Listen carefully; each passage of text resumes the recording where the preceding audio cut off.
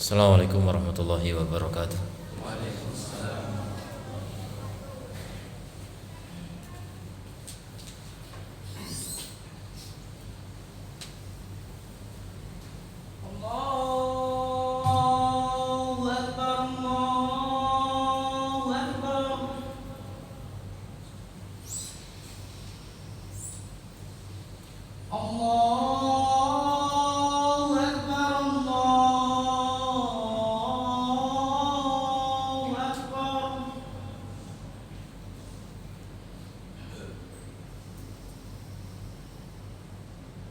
أشهد أن لا إله إلا الله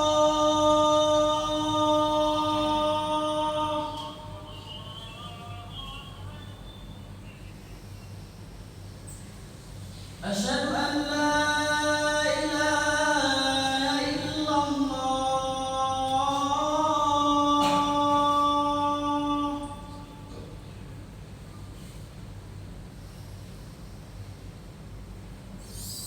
أشهد أن محمدا رسول الله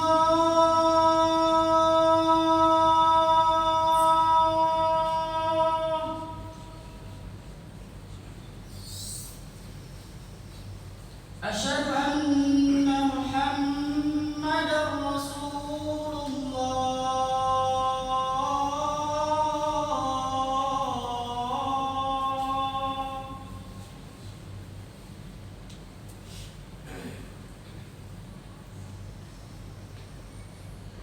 حي على الصلاة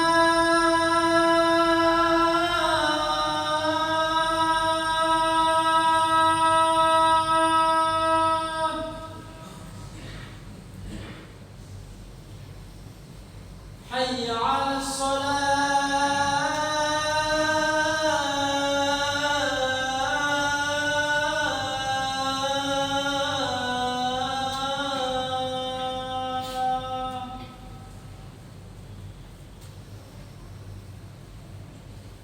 حي على الفلاح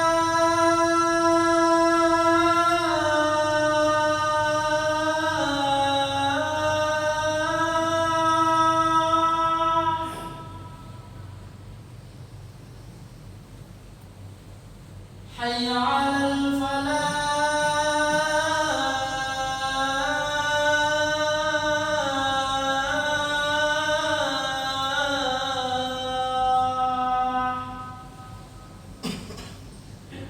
الله أكبر الله أكبر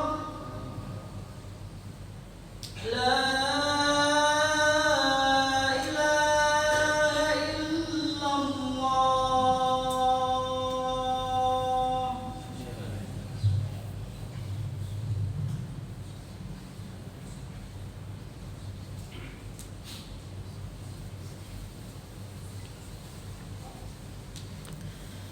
Innal hamdalillah nahmaduhu wa nasta'inuhu wa nastaghfiruh wa na'udzu billahi min shururi anfusina wa sayyiati a'malina may yahdihillahu fala mudhillalah wa may yudlil fala hadiyalah ashhadu an la ilaha illallah wahdahu la syarikalah wa ashhadu anna Muhammadan abduhu wa rasuluh sallallahu alaihi wa ala alihi wa ashabihi wa sallama tasliman katsira ya ayyuhalladzina amanu taqullaha haqqa tuqatih wa la tamutunna illa wa antum muslimun يا أيها الناس اتقوا ربكم الذي خلقكم من نفس واحدة وخلق منها زوجها وبث منهما رجالا كثيرا ونساء واتقوا الله الذي تساءلون به والأرحام إن الله كان عليكم رقيبا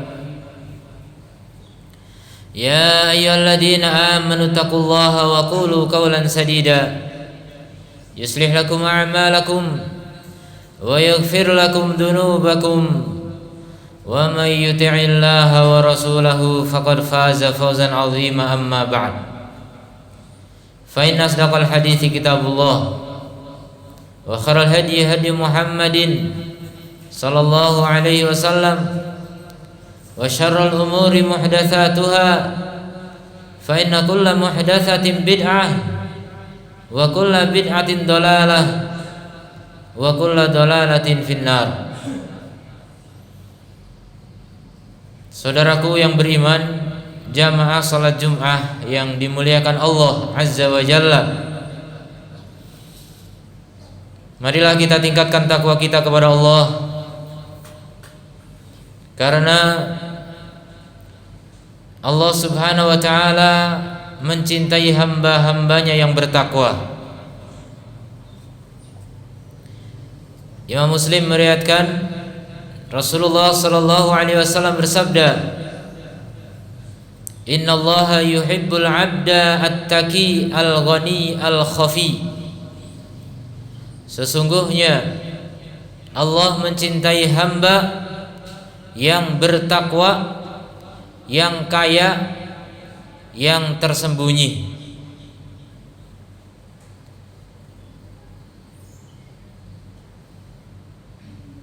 Inilah hamba yang Allah cintai di antara hamba-hamba Allah yang lainnya.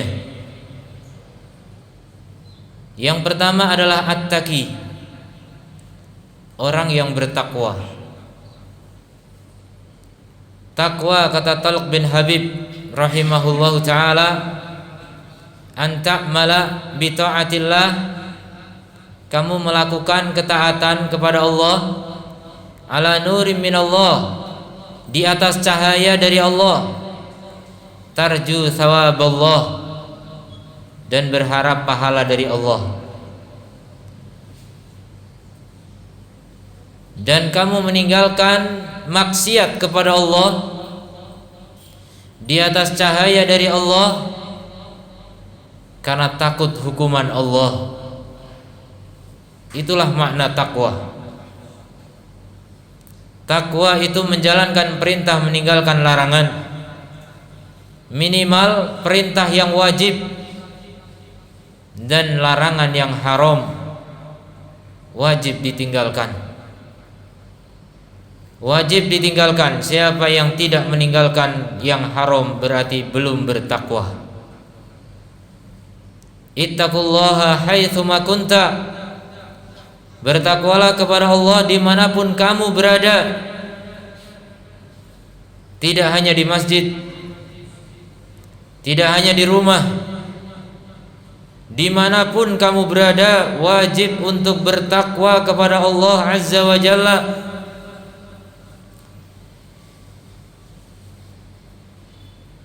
Karena dimanapun kita berada kita diawasi oleh Allah. Maka Ali bin Abi Thalib radhiyallahu anhu menjelaskan takwa itu al-khaufu minal jalil, takut kepada yang maha besar, yaitu Allah Azza wa Jalla. Takut kepada Allah. Kalau orang meninggalkan yang haram karena takut kepada Allah, itulah takwa. Tapi kalau meninggalkan yang haram karena takut manusia, itu bukan takwa. Makanya Talq bin Habib mengatakan, takhafu iqaballah, takut hukuman Allah. Banyak orang yang meninggalkan yang haram, tapi belum tentu karena takut kepada Allah. Bisa jadi karena takut kehilangan dunia. Meninggalkan khamr karena takut sakit. Meninggalkan rokok karena batuk. Meninggalkan judi karena miskin. Ini bukan takwa.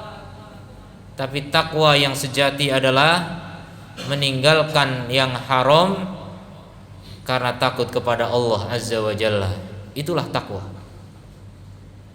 Ala nuri minallah, dan di atas cahaya dari Allah, artinya di atas ilmu. Berarti tidak mungkin orang bisa bertakwa kalau dia tidak berilmu. Orang kalau tidak mau belajar agama Allah berarti dia tidak mau bertakwa. Walaupun tiap Jumat diingatkan mari kita bertakwa, mari kita bertakwa, tingkatkan takwa, tapi tidak tingkatkan belajar, tapi tidak mau datang ke majelis ilmu, tapi tidak mau mengkaji Al-Quran dan As-Sunnah, mungkin hanya membaca Quran tapi tidak tahu isinya, tidak mau mengkaji tafsirnya, sehingga tidak tahu bagaimana bertakwa, maka tidak akan pernah bertakwa. Kaum muslimin yang dirahmati oleh Allah Azza wa Jalla, takwa kalimat yang sering kita dengar, bahkan menjadi nama masjid, nama tempat dan sebagainya, tapi banyak prakteknya tidak terjadi. Banyak orang-orang yang sering mengatakan takwa, dia sendiri tidak bertakwa. Maka dari itu kaum muslimin yang dirahmati Allah, siapa yang ingin dicintai oleh Allah, wajib atasnya untuk bertakwa. Itu yang pertama kali, wajib untuk bertakwa. Jadi orang bertakwa itu artinya tidak melakukan dosa sama sekali.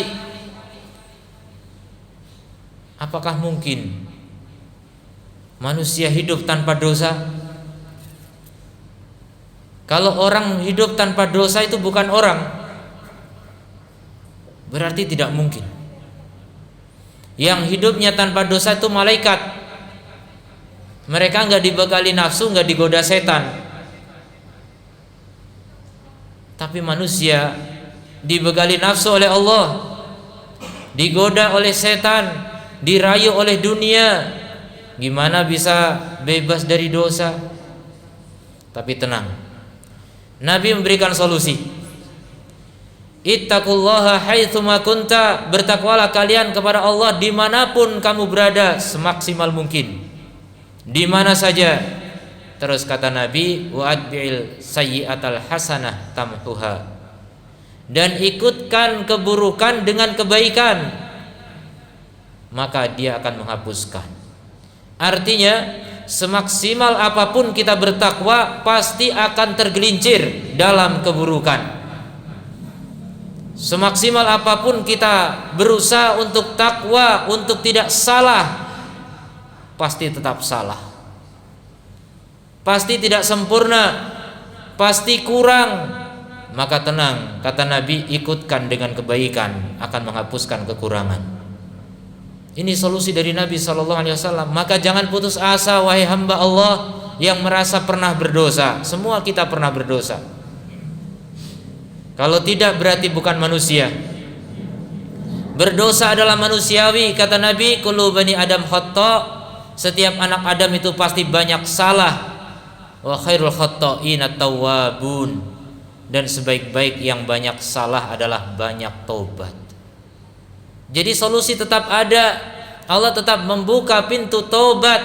Sampai kapan? Sampai kiamat. Menjelang kiamat, ketika matahari terbit dari barat, tertutup pintu taubat.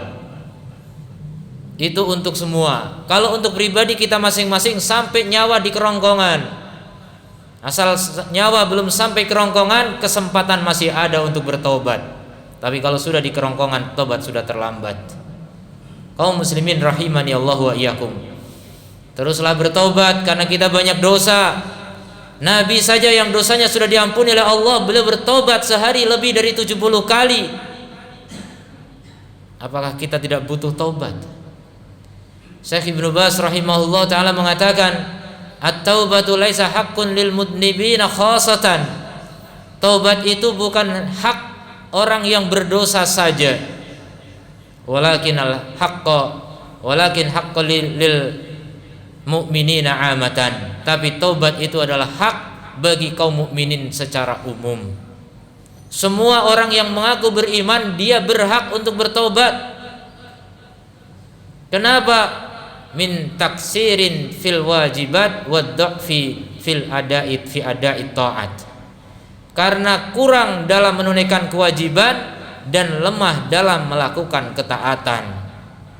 Itu juga harus tobat. Kita sholat tapi tidak sempurna, maka kita bilang astaghfirullah, astaghfirullah, astaghfirullah, minimal. Habis sholat kita merasa bersalah karena pasti sholat kita tidak sempurna. Sehebat apa kita sehingga bisa sholat dengan sempurna? Tidak ada. Sampai setingkat sahabat pun sholatnya nggak sempurna, makanya mereka beristighfar. Tidak ada bahkan manusia yang bisa sempurna dalam beribadah kepada Allah. Kata Allah sendiri dalam Al-Quran, wa ma qadarullaha haqqa qadrihi. Mereka semuanya tidak bisa mengagungkan Allah dengan sebenar-benar pengagungan. Mereka hanya mengagungkan sebatas kemampuan mereka, tapi belum maksimal, belum sempurna. Allah terlalu sempurna untuk diagungkan. Allah Maha Besar, Allah Maha Kuasa, Allah Maha segala-galanya. Kesempurnaannya tidak bisa disaingi oleh ibadah kita semuanya. Kaum muslimin azan ya Allah wa yakum. Maka teruslah bertakwa dan ikutkanlah setiap kekurangan dengan taubat dan istighfar. Perbanyak taubat, niscaya kita akan menjadi ahli takwa. Aqulu qouli hadza wa astaghfirullah li wa lakum wa lisairil muslimin fastaghfiruhu innahu huwal ghafurur rahim.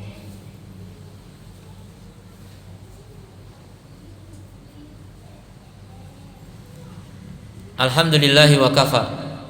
Wassalamu ala ibadihi alladhina astafa wa ala alihi wa sahbihi wa man wafa, amma ba'd.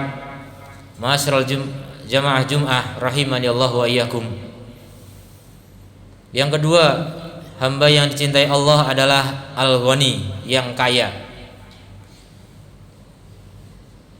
Yang kaya dicintai Allah. Tapi kaya bukan berarti banyak harta. Nabi SAW mengatakan, laisal ghina bi kathratil arad. Kaya itu bukan banyak harta, walakinal ghina ghinan nafs. Tapi kaya yang hakiki adalah kaya hati. Apa itu kaya hati? Qanaah, merasa puas dengan seberapapun yang Allah berikan kepadanya.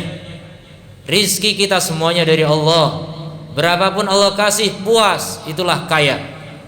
Tapi kalau masih rakus, masih kurang, itulah miskin. Walaupun hartanya setinggi gunung, dia masih minta gunung yang lain. Walaupun sedalam lautan, dia minta lautan yang lain. Itulah orang yang miskin. Adapun orang kaya yang hakiki adalah orang yang mencukupkan dengan yang halal, tidak ingin yang haram. Yang penting bisa hidup di atas kebaikan. Itulah orang yang kaya. Kaya hakiki orang yang bahkan sampai tingkat tidak butuh dunia lagi. Karena kekayaan hakiki adalah ketika orang itu sudah tidak butuh apa-apa. Makanya di antara nama Allah Al-Ghani, Maha Kaya. Gimana Allah Maha Kaya? Banyak duit? Bukan. Ya memang banyak, semua milik Allah ini, tapi kekayaan Allah bukan itu maknanya. Allah Maha Kaya artinya Allah gak butuh apapun, gak butuh siapapun. Itulah kaya hakiki. Manusia pun demikian. Manusia yang paling kaya yang gak butuh lagi dengan dunia. Tapi mustahil. Intinya dia dunia hanya sebatas kebutuhan untuk menyambung ke akhirat. Itu saja. Itulah orang yang kaya hakiki. Itulah yang disebut dengan zuhud. Makanya Nabi ketika ditanya, ya Rasul, gimana biar saya dicintai Allah? Kata Rasul, izhad fid dunya yuhibbukallah. Zuhudlah di dunia, maka Allah akan mencintaimu. Itulah orang kaya. Orang kaya adalah orang yang gak butuh dunia lagi, sekedar menyambung hidup saja. Selebihnya dia sedekahkan, dia infakkan, dijalankan di jalan Allah, membela agama Allah. Itulah kaya yang hakiki. Bukan orang yang menimbun harta, menguasai, memonopoli, menindas yang lain, serakah terhadap dunia, tiba-tiba mati. Itu orang paling miskin, mati dalam keadaan miskin karena belum puas dengan dunia. Tapi orang yang kaya hakiki, dia puas. Seberapapun Allah kasih, dia puas, dia bersyukur. Karena yang jadi impian dia bukan dunia, bukan harta, bukan gemerlapnya, perhiasan, kemewahan dan sebagainya. Dia memimpikan surga. Dia lebih mencintai surga daripada dunia yang fana. Itulah orang kaya yang hakiki. Maka jadilah orang kaya yang sejati. Jangan menjadi orang kaya yang KW, palsu, pamer harta tapi ternyata masih puas dan serakah terhadap dunia. Itulah orang miskin. Kemudian yang ketiga, al-khafi. Al-khafi adalah orang yang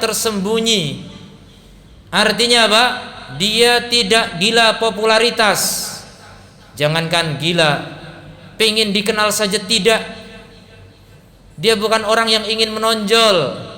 Dia orang yang tersembunyi. Dia melakukan tugasnya sebagai hamba Allah, tidak ingin dipuji manusia. Itulah al-khafi. Dan itulah hamba yang sangat dicintai Allah. Karena memang dia fokus hanya ingin mencari cinta Allah, bukan mencari cinta manusia. Seandainya manusia mencintainya, itu hanya resiko belaka. Tujuannya hanya ingin dicintai Allah subhanahu wa ta'ala. Dan itulah hamba yang dicintai Allah. Sangat sedikit manusia yang bisa seperti itu. Tapi itu bukan mustahil. Mudah-mudahan kita termasuk di antaranya. Allahumma shalli ala Muhammad wa ala ali Muhammad kama shallaita ala Ibrahim wa ala ali Ibrahim innaka Hamidum Majid. Allahumma fir lana dzunubana wa kaffir 'anna sayyi'atina wa tawaffana ma'al abrar. Rabbana dzalamna anfusana wa illam taghfir lana wa tarhamna lanakunanna minal khasirin. Allahumma inna nas'aluka tuqa wal huda wal afafa wal ghina. Rabbana atina fid dunya hasanah wa fil akhirati hasanah wa qina adzaban nar. Walhamdulillahi rabbil alamin wa sallallahu ala nabiyyina Muhammadin wa ala alihi wa sahbihi ajma'in. Wa aqimis shalah.